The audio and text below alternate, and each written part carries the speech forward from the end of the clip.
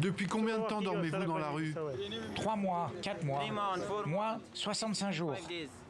À la nuit tombée, ils sont de plus en plus nombreux dans les rues de la capitale. Ici, les demandes d'asile explosent, à tel point que FEDASIL, l'agence chargée de traiter les dossiers, est submergée. Maraude, clinique mobile, des humanitaires prennent le relais. Mais pour combien de temps encore? Depuis le début de l'année, il y a eu au moins 5000 personnes qui ont introduit une demande d'asile et qui ont droit à l'accueil ici en Belgique et qui se sont vu refuser une place. Il y a une situation sanitaire qui est assez inquiétante. On observe une épidémie de Galles qui est difficilement contrôlable à Bruxelles puisque les personnes, évidemment, en l'absence d'hébergement, retournent dans leur squat le soir ou en rue.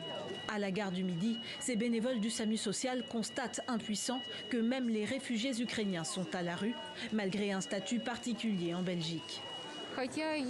J'ai un cancer et je n'ai été hébergée qu'une seule nuit dans une auberge du centre-ville. Là, je dors dans la gare depuis une semaine. Désespérés, certains migrants occupent des bâtiments vides et leurs avocats dénoncent un État belge hors la loi.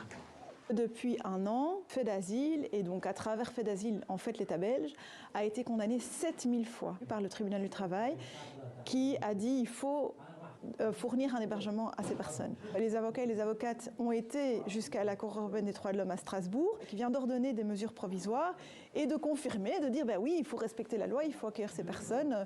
Pour rappeler ces condamnations de l'État belge, avocats et militants ont décidé de se faire entendre. On vous invite à faire une petite action symbolique, puisque la Cour européenne des droits de l'homme a condamné l'État belge et que ça ne sert toujours à rien.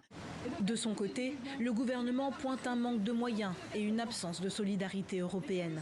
Des arguments non recevables pour ces manifestants qui appellent les migrants à rejoindre leur cortège.